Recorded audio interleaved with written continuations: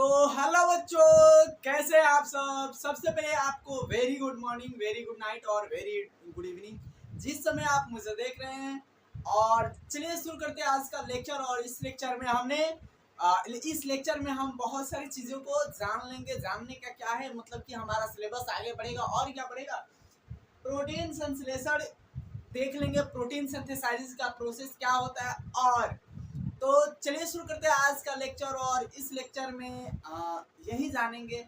और जो बच्चे इस चैनल पर नए जुड़े हैं, इस चैनल से नए जुड़े हैं, उनसे रिक्वेस्ट है कि आप इस चैनल पर मतलब इस वीडियो को ज़्यादा से ज़्यादा शेयर करिए। और सारी चीज़ को आपको प्रोवाइड कराया जाएगा। और ये नीट और यूजी और क्लास 12 के बच्चों के लिए बेनिफिशियल होगा। क्लास 12 के लिए और नीट के लिए तो ये है ये चैनल। तो चलिए शुरू करते हैं। और सबसे पहले इन्फॉर्मेशन आपको ये दिया जाता है कि आप लोग यदि वीडियो को देखते हो तो हाफली वीडियो को, किसी भी वीडियो को हाफली मत देखा करो मेरे भाई। और पहली बात कि हाफली देखोगे तो उससे टीचर को क्या जज कर सकते हो, उससे कुछ नहीं जज कर सकते। आप ये नहीं बता सकते कि टीचर कैसे है। आप बढ़िया तरीके से देखो। और हाँ, आपको अगर chapter 1, chapter 2, chapter 3, chapter 4, chapter 5 तक देखना है तो आपको प्लेलिस्ट में मिल जाएगा और चैनल पर है। और आपको ये सारा चीज़ फ्री में मिला है। तो चलिए शुरू करते हैं। और my name is Pankaj Kashyap. और चैनल को सब्सक्राइब भी कर दीजिएगा। ये पहली बार बोल रहे हैं, सब्सक्राइब और लाइक भी कर दीजिएगा जिससे मोटिवेशन पड़ेगा। तो चलिए यहाँ पर, और कल क्या हमने क्या क्या चीज़ें डिस्कस कर लिया था। तो कल हमने ट्रांसलेशन के बारे में डिस्कस कर लिया था। और ट्रांसलेशन क्या होता है, mRNA, rRNA, SNRNA, ये सारा चीज़ देख लिया था क्या क्या होता है। और आज हम देखेंगे, बट कल के लेक्चर में थोड़ी सी और भी हम लोगों ने चीज़ें देख लिया था। क्या, एक्टिवेशन ऑफ अमीनो एसिड। क्या देख लिया था, activation of amino acid. Amino acid को सक्रिय कैसे किए थे। आपको ये पता है कि अमीनो कोई भी बायोमोलिक्यूल है, कोई भी बायोमोलिक्यूल है, क्या होता है यदि निष्क्रिय अवस्था में रहता है, इनएक्टिवेटेड फॉर्म में रहता है, इनएक्टिवेटेड स्टेट में रहता है, तो उसे एक्टिवेट करने के लिए क्या दिया जाता है, तो हम लोग को बाहर से उसको क्या दिया जाता है, तो बाहर से उसको ऊर्जा दिया जाता है। बाहर से ऊर्जा दिया जाता है तब वो क्या होता है भाई, एक्टिवेट होता है। एक्टिवेट होता है और एक्टिवेट हो जाता है तो क्या होता है, उसके बाद वो जाकर और टीआरएनए से जुड़ता है। क्योंकि उसको अमीनो एसिड को क्या बनाना है भाई, प्रोटीन सिंथेसाइज करना है। अब प्रोटीन सिंथेसाइज कैसे होगा, तो टीआरएनए से जुड़ेगा, टीआरएनए से जुड़कर और जाकर राइबोसोम पर जाएगा, तब क्या बनाएगा, वो प्रोटीन बनाएगा। तो इस सारे चीज देख लेते हैं। लेकिन अब एक चीज है, जब टीआरएनए अमीनो एसिड से जुड़ता है या अमीनो एसिड टीआरएनए से जुड़ता है तो टीआरएनए को किस नाम से जाना जाता है। तो एक चीज इसको नोट कर लेना, जब क्या होता है अमीनो, क्या होता है अमीनो एसिड, क्या होता है टीआरएनए से, टीआरएनए से क्या होता है, जुड़ता है। टीआरएनए से जब जुड़ता है तो उसे हम क्या बोलते हैं मेरा भाई, तो जब जुड़ता है उसे हम बोलते हैं क्या, तो चार्ज। क्या बोलते हैं, चार्ज टीआरएनए। क्या बोलते हैं, चार्ज टीआरएनए। याद रखना मेरे भाई, चार्ज टीआरएनए, या उसे बोल क्या दिया जाता है, अमीनो एसाइलेटेड टीआरएनए। क्या बोला जाता है, अमीनो एसाइलेटेड टीआरएनए। आपको ये सारा चीज जनरली पता होगा या नहीं पता होगा, वो नहीं पता है, बट आपको ये सारा चीज अभी बताया जाता। और बेसिक पॉइंट, हर एक पॉइंट हम कवर कर देते हैं, हर एक लाइन बाय लाइन कवर किया जाता है, तो आपको ये पता ही है। तो यहाँ पर जब पूछेगा कि जब अमीनो एसिड टीआरएनए से जुड़ता है तो वैसे टीआरएनए को क्या बोला जाता है, तो चार्ज टीआरएनए या अमीनो क्या बोला जाता है, एसाइलेटेड टीआरएनए। समझ में आ रहा है, ऑल क्लियर हो गया, ओके। तो चलिए यहाँ पर हम इसको मिटा दें और लेट्स देख लेते हैं क्या ले। अरे ये क्या है, लेक्चर नंबर हमारे 15 है, लेक्चर नंबर हमारे क्या है 15 है। और लेट्स सी देख लेते हैं क्या, प्रोटीन संश्लेषण। अब देखो यहाँ पर क्या होता है मेरे भाई, आप लोग ट्रांसक्रिप्शन पढ़े हुए हो, ट्रांसक्रिप्शन में सभी लोग तो जो क्लास मेरे भाई अटेंड नहीं किए हैं उसको बोला जाता है क्लास जाकर अटेंड कर लो, और ये आपकी बूस्ट करेगी नीट के प्रिपरेशन में, और ये आपकी रिवीजन के लिए बताया जा रहा है। तो समझिए बात को जरा। यहाँ पर आपको जो ट्रांसक्रिप्शन था, ट्रांसक्रिप्शन में क्या बताया गया था, तो आपको ट्रांसक्रिप्शन में 3 स्टेप बताया गया था। क्या होता है, इनिशिएशन होता है, उसके बाद क्या होता है तो एलोंगेशन होता है, उसके बाद क्या होता है टर्मिनेशन। सेम कंडीशन यहाँ पर भी होगा, यहाँ पर भी क्या होगा 3 स्टेप यहाँ पर फॉलो होगा। क्या होगा, थ्री स्टेप होगा, 3 स्टेप यहाँ पर होगा, 3 पद होगा। क्या होगा, आरएनए मतलब कि प्रोटीन संश्लेषण में 3 स्टेप। अब 3 स्टेप क्या है मेरे भाई, 3 स्टेप क्या है, तो पहला होगा आपको इनिशिएशन, दूसरा एलोंगेशन, और थर्ड क्या होगा टर्मिनेशन। आप लोग थोड़ी सी बढ़िया तरीके से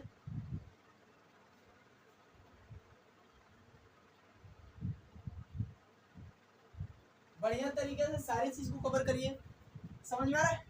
तो पहला क्या होता है प्रारंभन, लिख दे प्रारंभन। दूसरा क्या होता है दीर्घीकरण, क्या होता है दीर्घीकरण।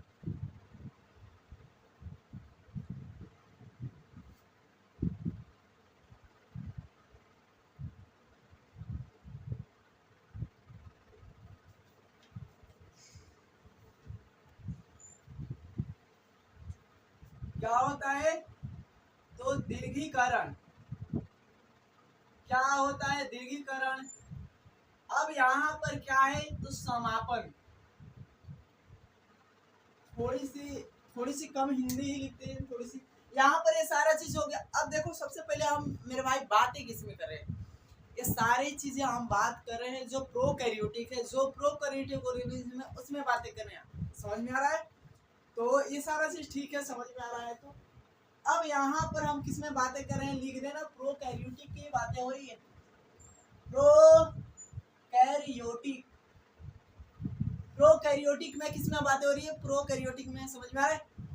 तो बढ़िया भी है, प्रोकैरियोटिक में बातें कर रहे हैं। अब यहाँ पर प्रोकैरियोटिक में बातें हो रहा है और प्रोटीन बन रहा है, प्रोटीन सिंथेसाइज हो रहा है, तो इसे क्या बोला जाएगा, तो इसे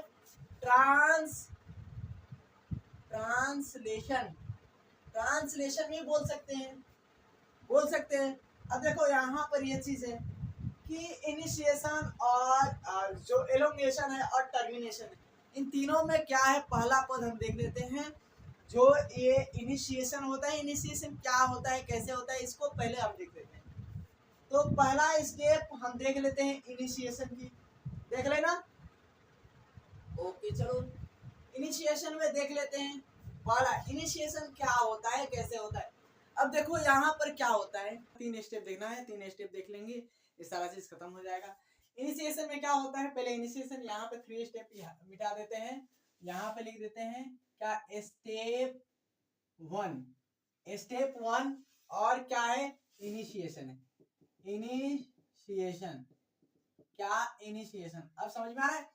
अब इनिशिएशन में क्या होता है, प्रारंभन में लिख दो, प्रारंभन में क्या होता है मेरे भाई, प्रारंभन में जो एमआरएनए है, एमआरएनए क्या होता है कि जो राइबोसोम है, राइबोसोम के जो छोटी इकाई है, सबसे छोटी इकाई उप यूनिट है, क्या होते हैं छोटी इकाई से क्या होता है जुड़ता है। तो यहाँ पर लिख देते हैं कि इनमें क्या होता है कि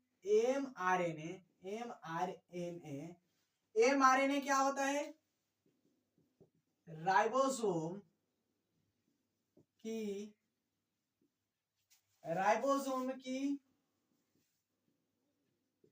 सबसे छोटी इकाई से क्या होता है जुड़ता है, क्या होता है सबसे स्मॉलेस्ट यूनिट से क्या होता है जुड़ता है।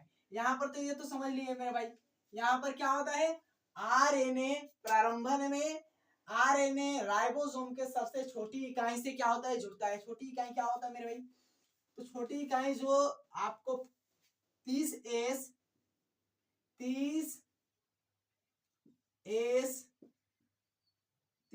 राइबोसोम होता है, राइबोसोम समझ में आ रहा है, यही 30S राइबोसोम होता है। इसी से क्या होता है, जुड़ता है। तो हम इसको देख लेते हैं कि कैसे जुड़ता है।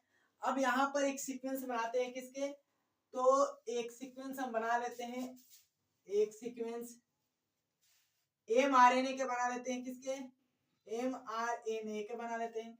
5 डैश हो गया, इस पर 3 डैश हो गया।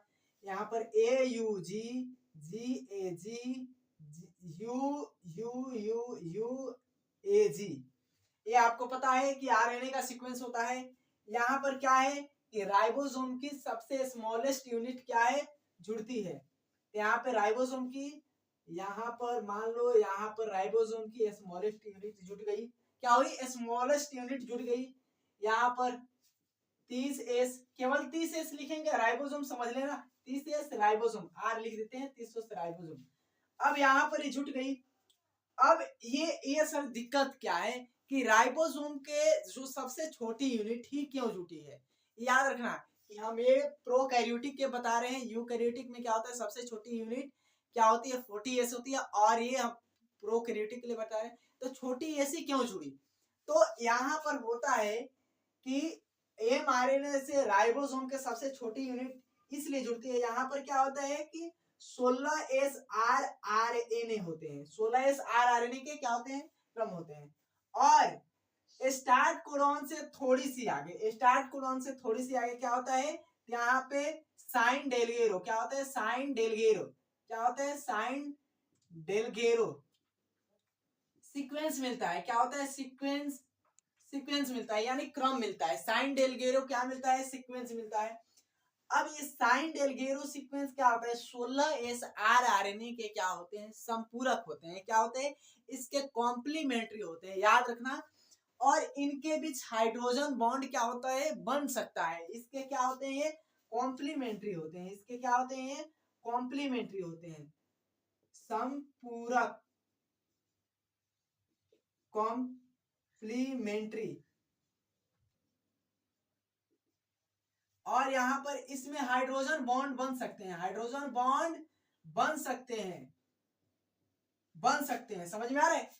तो इसीलिए क्या होता है कि राइबोसोम के छोटी यूनिट जुड़ता है। यहाँ पर तो ये देखिए सर, ये अब हम थोड़ी सी क्या देखते हैं, मान लो ये क्या है, पॉइंट ए है, पॉइंट नंबर ये बी है। मान लो बी में क्या देख लेते हैं कि यहाँ पर हम फिर आरएनए के क्रम बनाते हैं, 5 3 डैश, यहाँ पर AUG GAG UUUAG,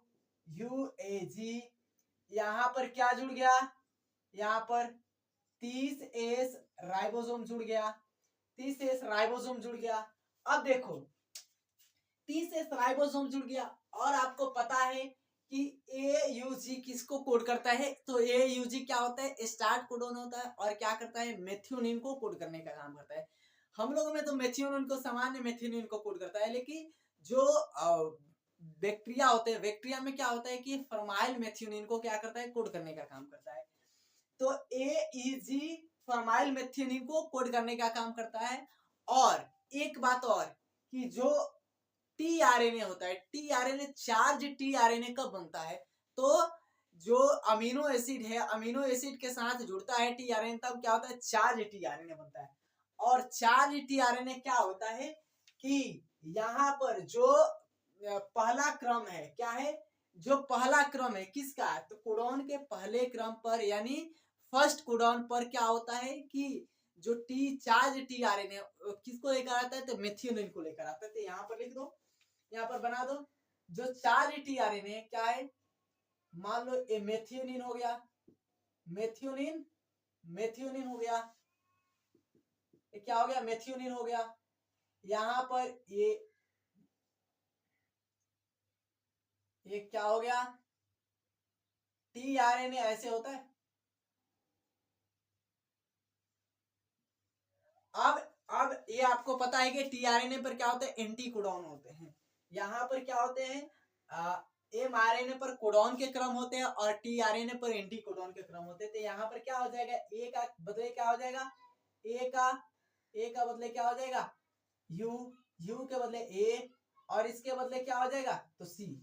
ए एंटी कोडॉन हो गया। लग गया सर, ये समझ लिए। यहाँ पर अब यहाँ पर तीसरा स्टेप हम देख लेते हैं, तीसरा बना लेते हैं। तो यहाँ पर फिर से हम बना लेते हैं 5 3 A U G G A G U U U U U A G. यहाँ पर क्या है, यहाँ पर राइबोसोम की 30S राइबोसोम की छोटी इकाई है, सबसे स्मॉलेस्ट यूनिट है, सबसे स्मॉलेस्ट यूनिट। और यहाँ पर क्या हुआ कि इस जो AUG स्टार्ट कोडॉन है, AUG स्टार्ट कोडॉन पर क्या आया, tRNA मेथियोनिन को क्या, मेथियोनिन को लेकर आकर क्या हुआ, इसके साथ जुड़ गया। क्या हुआ, इसके साथ जुड़ गया,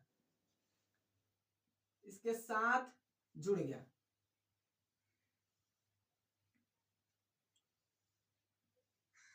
जुड़ गया। यहां पर क्रम बना लो UAC हो गया। अब यहां पर क्या होता है कि यहां पर अब जो राइबोसोम है, राइबोसोम की क्या होती है, तो राइबोसोम की बड़ी इकाई, राइबोसोम की क्या होती है, बड़ी इकाई जुड़ती है। राइबोसोम की बड़ी इकाई जुड़ती है। क्या जुड़ती है, बड़ी इकाई जुड़ती है। तो यहाँ पर राइबोसोम की बड़ी इकाई भी जुड़ गई।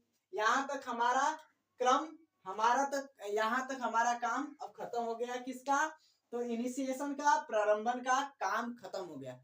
अब हम क्या देख लेते हैं भाई, तो अब हम देख लेते हैं क्या, तो एलोंगेशन देख लेते हैं। एलोंगेशन क्या होता है, जो दीर्घीकरण होता है, क्या होता है, पहले एक बार फिर समझा देते हैं। इनिशिएशन में क्या होता है, एमआरएनए राइबोसोम की सबसे छोटी इकाई, सबसे स्मॉलेस्ट यूनिट क्या होती है, आकर और किस पर, एमआरएनए पर जुड़ती है। एमआरएनए पर क्यों 16S आरएनए जुड़ता है, सॉरी क्यों 30S आरएनए जुड़ता है, राइबोसोम जुड़ता है। तो इस पर क्या होती है कि 16S आरएनए क्या क्या होता है, क्रम होता है। और स्टार्ट कोडॉन से थोड़ी सी पहले क्या होता है, साइन डेलगेरो एक क्रम मिलता है, जो इन दोनों के क्या होते हैं, संपूरक होते हैं। क्या होते हैं, इनके संपूरक होते हैं, कॉम्प्लीमेंट्री होते हैं, और इनके भी हाइड्रोजन बॉन्ड बन सकता है। अब यहाँ पर हम देखें कि क्या हुआ कि जो चार्ज क्या है, चार्ज tRNA है, चार्ज tRNA है, वो किसको लेकर आया, चार्ज tRNA किसको लेकर आया, तो मेथियोनिन को लेकर आया। हर एक बार ही जो tRNA ही मेथियोनिन को लेकर आएगा आज, क्योंकि क्या है, tRNA ट्रांसफर है यहाँ पर। उसके बाद क्या आया, तो राइबोसोम की बड़ी इकाई, बड़ी इकाई कौन सी है, तो 50S राइबोसोम, राइबोसोम जुड़ा। 50S राइबोसोम जो बड़ी यूनिट है, क्या है, बड़ी यूनिट है। समझ में आ रहा है। अब ये जुड़ गई। उसके बाद हमारे पास क्या आता है, उसके बाद हमारे पास आता है कौन सी, तो एलोंगेशन आता है। हो गया। वीडियो को पॉज कर लो, पॉज करके नोट कर लो मेरे भाई, ये वीडियो को पॉज कर लो और पॉज करके नोट कर लो। हो गया, मिटा देते हैं। चलो यहाँ पर ये समझ में आ गया मेरे भाई, चलो समझ में आ गया तो बढ़िया है। और स्टेप नंबर क्या है, अब 2, स्टेप नंबर 2। अब स्टेप नंबर 2 में देख लो भाई, स्टेप नंबर 2, स्टेप नंबर 2 में क्या है, तो एलोंगेशन है। एलोंगेशन, एलोंगेशन में क्या होता है मेरे भाई, दीर्घीकरण में क्या होता है,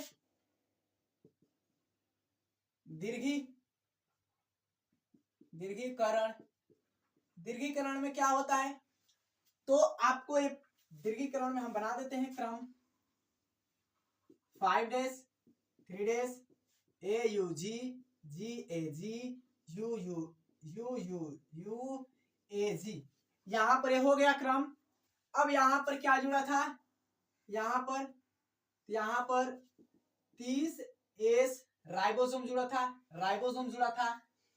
और यहां पर जो पहले कोडॉन है, जो क्या है, पहले कोडॉन है, पहले कोडॉन पर क्या, तो मेथियोनिन जोड़ा था। पहले कोडॉन पर फॉर्माइल मेथियोनिन, याद रखना, सामान्य मेथियोनिन नहीं, फॉर्माइल मेथियोनिन होता है। अब ये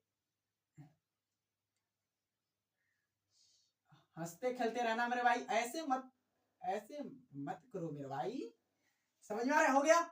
यहाँ पर क्या हो गया, यू ए सी, और यहाँ पर क्या जुड़ गया, यहाँ पर क्या जुड़ गया, तो यहाँ पर 50S जुड़ गया, राइबोसोम जुड़ गया, 50S राइबोसोम जुड़ गया, ये हो गया। अब यहाँ पर इस क्षेत्र को क्या बोला जाता है, इस क्षेत्र को पी साइड, इस क्षेत्र को क्या बोला जाता है, ए साइड बोला जाता है, इसको पी साइड बोला जाता है, इसको ए साइड बोला जाता है। क्यों बोला जाता है, ये पेप्टिडाइल साइड होता है। क्या होता है, पेप्टिडाइल साइड, क्या होता है, पेप्टिडाइल साइड होता है। ये एक्सेप्टर साइड होता है, क्या होता है, एक्सेप्टर साइड, एक्सेप्टर साइड या एसिडाइल साइड होता है। क्या होता है, एसिडाइल साइड या एक्सेप्टर साइड, दोनों एक ही बात है। अब यहाँ पर जब क्या होता है कि जब ये जो 50S राइबोसोम है ना, जब जुड़ता है ना, जब 50S राइबोसोम जुड़ता है तो क्या होता है कि ये गड्ढा उत्पन्न होता है। किसमें, तो इसमें एक गड्ढा उत्पन्न होता है, और इस गड्ढे का ही नाम क्या है, तो पेप्टिडाइल साइड और एक्सेप्टर साइड, ये याद रखना, गड्ढा उत्पन्न होता है उसी का नाम है। समझ में आ रहा है? अब यहाँ पर अगले कोडॉन पर क्या हमको जोड़ना है भाई, अगले कोडॉन पर अगले हमको अमीनो एसिड जोड़ना है। अगले कोडॉन पर कौन लेकर आएगा, अगले कोडॉन पर अगले अमीनो एसिड को, तो क्या लेकर आएगा, चार्ज टीआरएनए ही लेकर आएगा। क्या, चार्ज टीआरएनए ही लेकर आएगा, चार्ज टीआरएनए ही क्या लेकर आएगा, नेक्स्ट कोडॉन को लेकर आएगा, नेक्स्ट कोडॉन को लेकर आएगा। अब यहाँ पर ये बना दिए भाई, यहाँ पर हम फिर से बना दिए, इससे बनाओ। यहाँ पर ग्लूटामेट, कोड कौन करता है, इसको ग्लूटामेट करता है, पता है।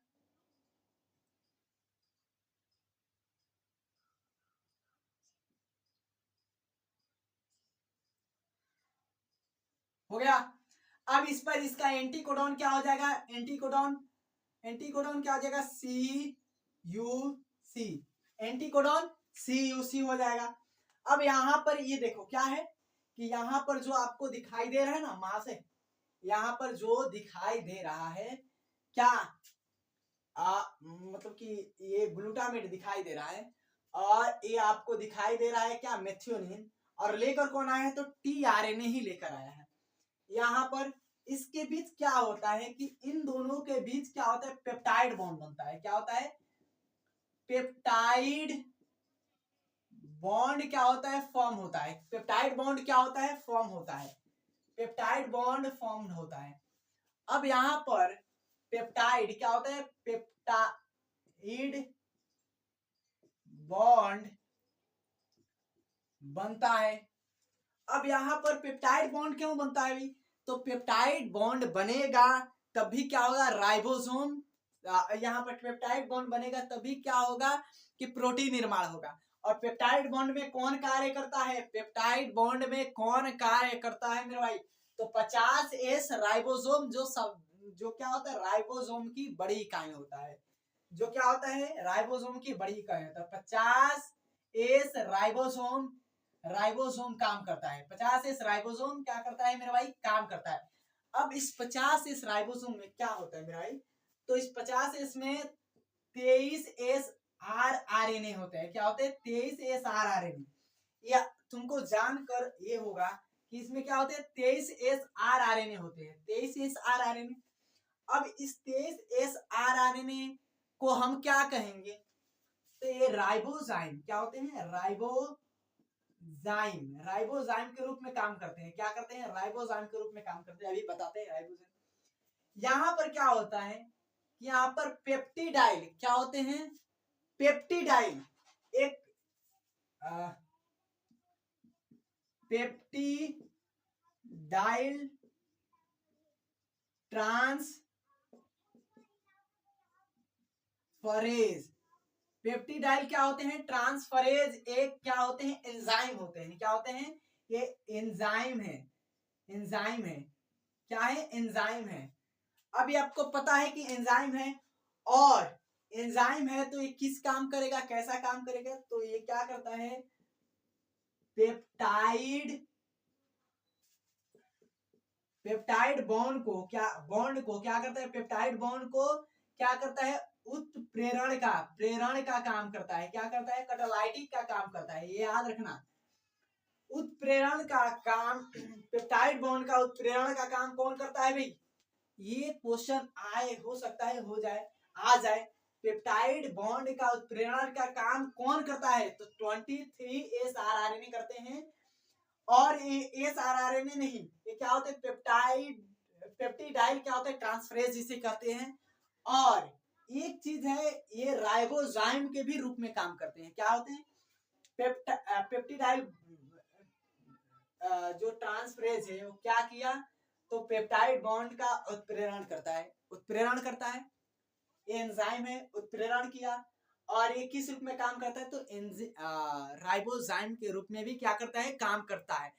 अब एक चीज हमको बताना कि आप स्प्लाइसिंग पढ़े हो, स्प्लाइसिंग में क्या होता है कि स्प्लाइसिंग में संबंधन, जो स्प्लाइसिंग में असंबंधन नहीं होता है, उसमें क्या होता है कि जो SNRNA है वो भी क्या करता है, राइबोजाइम के रूप में ही काम करता है। SNRNA क्या करता है, राइबोजाइम के रूप में काम करता है।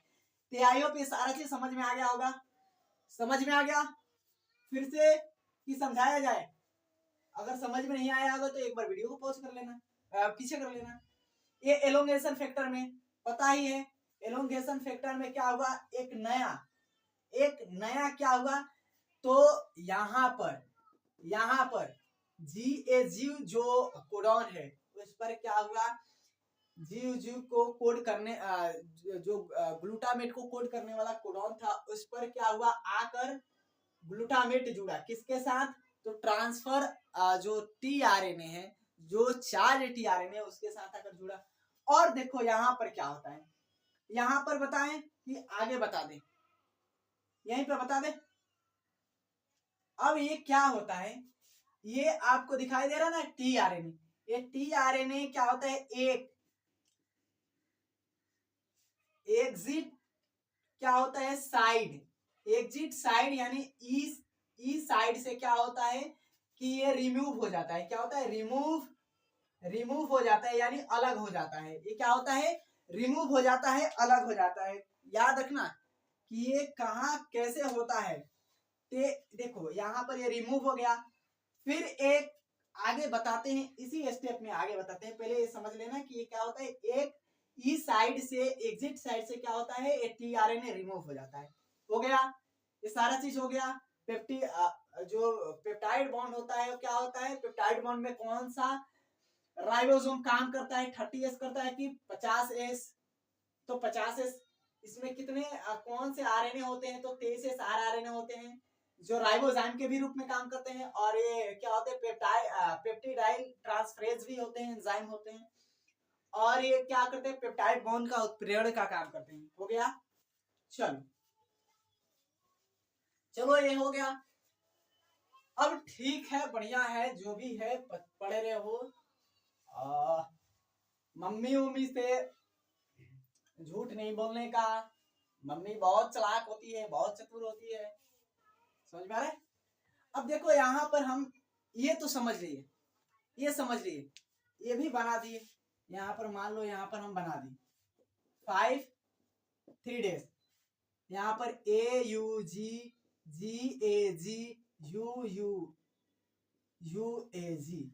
यहाँ पर ये भी बना दिए हम, ये 30S RNA राइबोसोम। यहाँ पर हम क्या लगा दिए, तो मेथियोनिन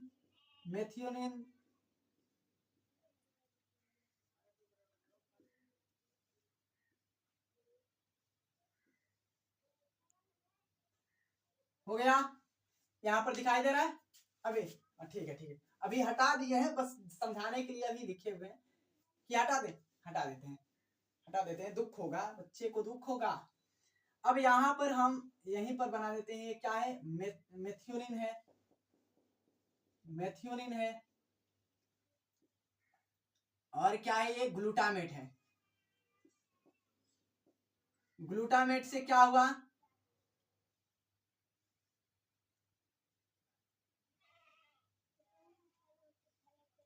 यहाँ पर तुमको दिखाई दे रहा है मेरे भाई, यहाँ पर जी का एंटी कोडॉन क्या होगा, यहाँ पर जी का तो सी यू सी, ये हो गया। यहाँ पर ये पूरा संकुल क्या है, राइबोसोम का है। ये क्या है तो पी साइड है, ये ए साइड है, एक्सेप्टर साइड है। अब देखो हमको क्या करना है, जोड़ तो दिए हैं, अब हमको अगला कोडॉन को क्या करना है, टीआरएनए लाना है। और अगला कोडॉन पर कब आएगा, तो अगला कोडॉन एक्सेप्टर साइड पर होगा तभी आएगा। टीआरएनए कब आएगा, टीआरएनए कब आएगा, तो अगला कोडॉन किस पर होगा, तो एक्सेप्टर पर होगा तभी होगा। तो एक्सेप्टर पर लाने के लिए हमको क्या करना पड़ेगा, तो इसको आगे धक्का देकर ले जाना पड़ेगा। आगे धक्का देकर क्या करना पड़ेगा, ले जाना पड़ेगा। ये पता है कि यहाँ से एग्जिट हो गया है, ये ई साइड से निकल गया है, तो धक्का देने के लिए क्या होता है कि यहाँ पर एक ट्रांसलोकेशन प्रोसेस होती है। क्या होती है, ट्रांसलोकेशन क्या होती है, प्रोसेस होती है। ट्रांसलोकेशन में क्या होता है, यहाँ पर मान लो कि फिर से हम बना दिए A U G, G A G, U U U, और क्या हुआ U U U, U A G, हो गया ना।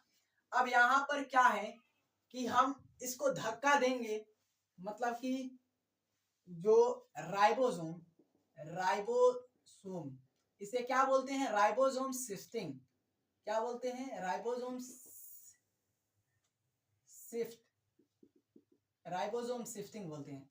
अब राइबोसोम शिफ्ट कैसे होगा, तो उसमें एक क्या करता है ई और एफ, ई एफ क्या करता है, एक एंजाइम काम करता है। ई एफ क्या करता है, एक एंजाइम काम करता है।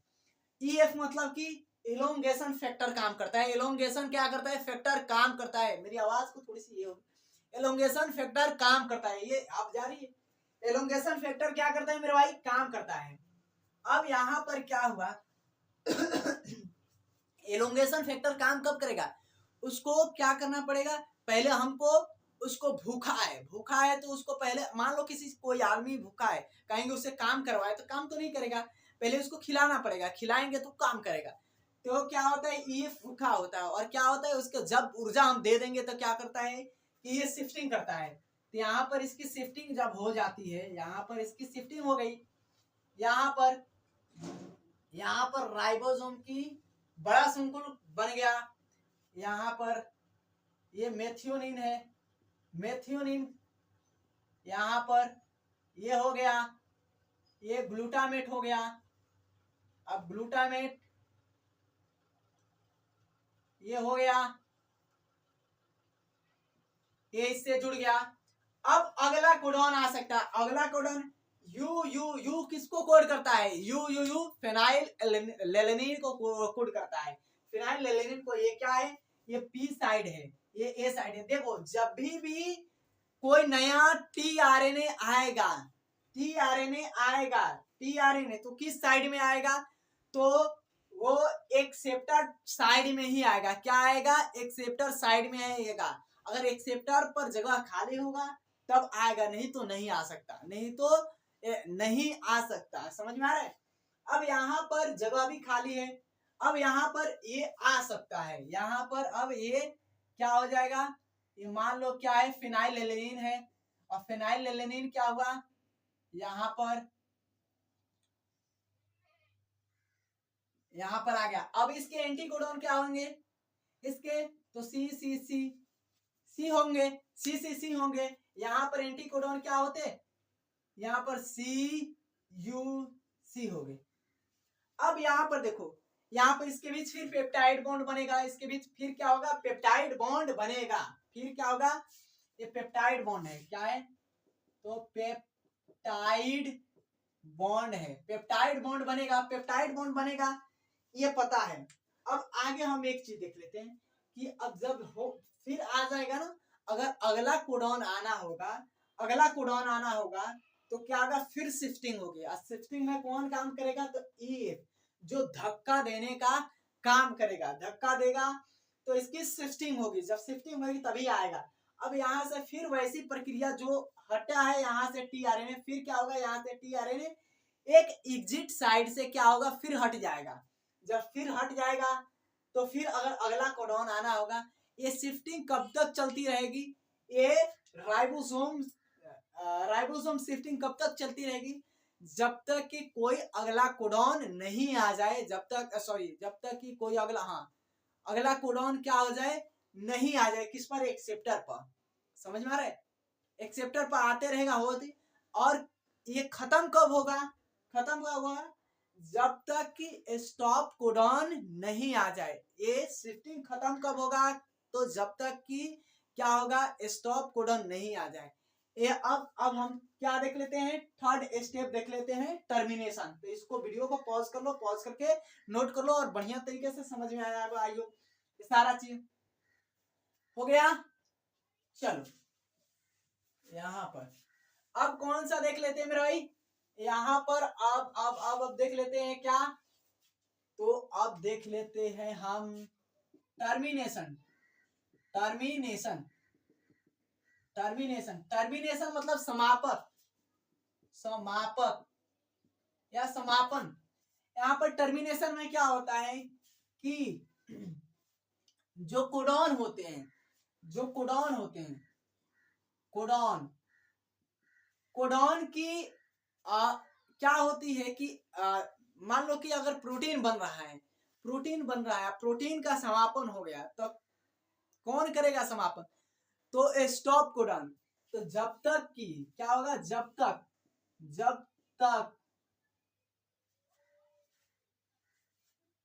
तक क्या हो, स्टॉप कोडॉन। क्या? Stop codon. कोई स्टॉप कोडॉन कहां नहीं आ जाए, तो एक्सेप्टर साइड पर नहीं आ जाए। अगर आ जाएगा, क्या? स्टॉप कोडॉन एक्सेप्टर साइड पर आ जाएगा, तब क्या हो जाएगी, प्रोटीन संश्लेषण बंद हो जाएगी, प्रोटीन सिंथेसाइज बंद हो जाएगी। समझ में आ रहा है? प्रोटीन सिंथेसाइज क्या हो जाएगी, बंद हो जाएगी। उसमें कौन सा फैक्टर काम करता है? तो क्या होता है, एक आरएफ होता है। क्या होता है? RF, releasing factor. क्या होते हैं? रिलीजिंग फैक्टर होते हैं। क्या होते हैं?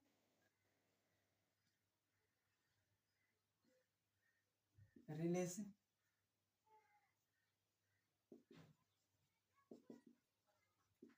फैक्टर होता है। अब यहाँ पर आरएफ कई प्रकार के होते हैं। आरएफ क्या होते हैं कि तीन प्रकार, मतलब तीन प्रकार के होते हैं। आरएफ, एक आरएफ होता है जो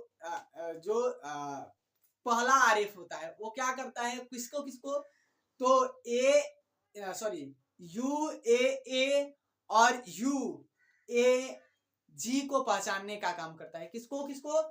तो पहला आरएफ दिया नहीं है, RF1, RF2, ये क्या करते हैं, UAG को पहचानने का काम करते हैं। और ये क्या करता है, तो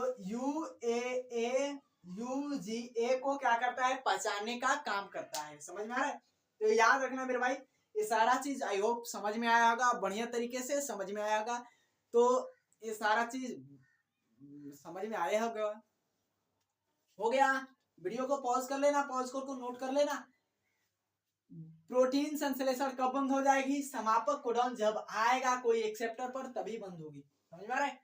चलो, ये हो गया, ये सारा चीज तो हो गया प्रोटीन संश्लेषण। अब यहां पर हम थोड़ी सी क्या देख लेते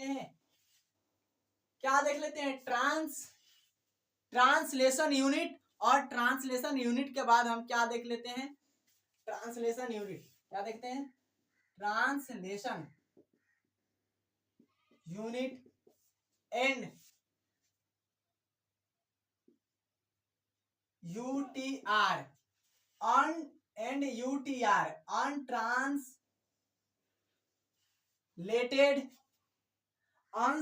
अनट्रांसलेटेड क्या मेरे भाई,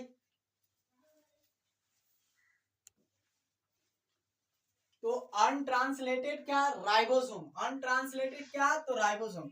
यहां पर देख लो, हम बना देते हैं क्या, सीक्वेंस ACU UAC, यहाँ पर अब क्या बना देते AUG, GAG, UUAU, और यहाँ पर क्या बना देते हैं तो UAG, CUAAUA।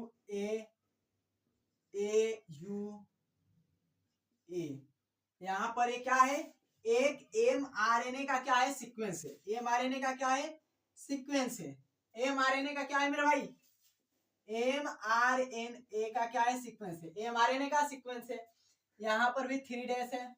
अब देखो यहाँ पर ये मतलब कि ट्रांसलेशन यानी ट्रांसलेटेड भी लिख सकते हो, ट्रांसलेटेड यूनिट या ट्रांसलेशन यूनिट या ट्रांसलेटेड यूनिट एक ही बात है। और यूटीआर, अब समझ लेते हैं यूटीआर क्या होता है, ऑन ट्रांसलेटेड राइबोसोम। समझ में आ रहा है। अब देखो यहाँ पर क्या है, यहाँ पर तुमको दिखाई क्या दे रहा है, स्टार्ट कोडॉन, और यहाँ पर क्या है स्टॉप कोडॉन। स्टार्ट कोडॉन क्या, स्टार्ट कोडॉन से क्या होता है प्रोटीन संश्लेषण चालू होता है, और स्टॉप कोडॉन पर क्या होता है रुक जाता है। तो स्टार्ट कोडॉन से और स्टॉप कोडॉन तक प्रोटीन संश्लेषण हो रहा है। स्टार्ट कोडॉन से स्टॉप कोडॉन तक प्रोटीन संश्लेषण को ही क्या बोला जाता है, स्टार्ट कोडॉन से स्टॉप कोडॉन तक के क्रम को क्या बोला जाता है, तो ट्रांसलेटेड यूनिट। स्टार्ट कोडॉन से स्टार्ट और स्टॉप कोडॉन,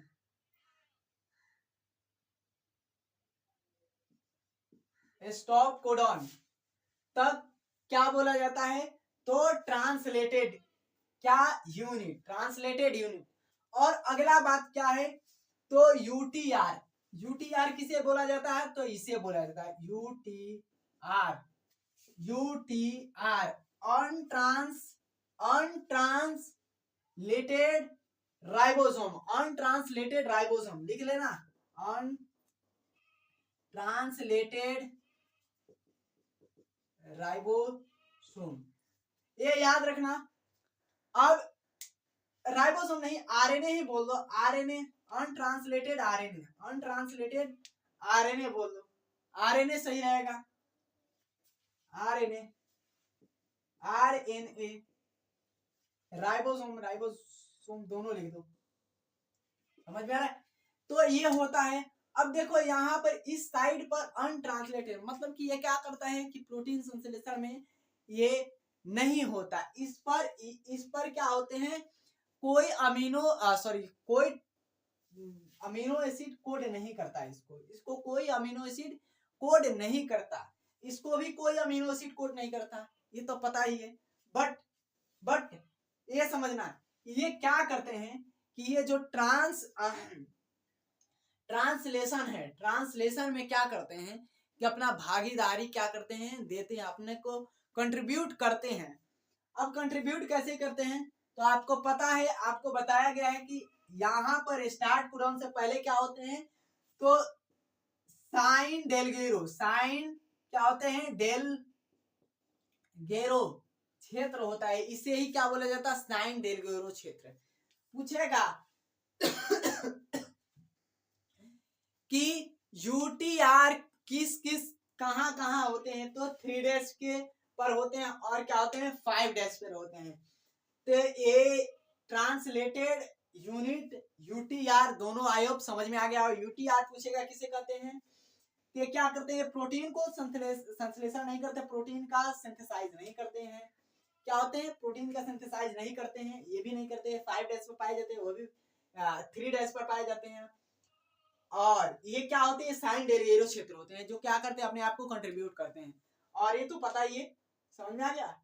स्टार्ट कोडॉन से स्टॉप कोडॉन को क्या बोला जाता है, तो ट्रांसलेटेड यूनिट। आई होप ये सारा चीज और बढ़िया तरीके से समझ में आया होगा।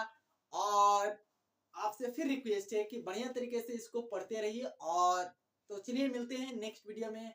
और फिर से बोल दिया जाता है कि इसको सब्सक्राइब लाइक कर दीजिएगा। देखिए आपके लाइक सब्सक्राइब से हम लोग को मोटिवेशन मिलता है, तो मोटिवेट होते हैं। तो चलिए धन्यवाद।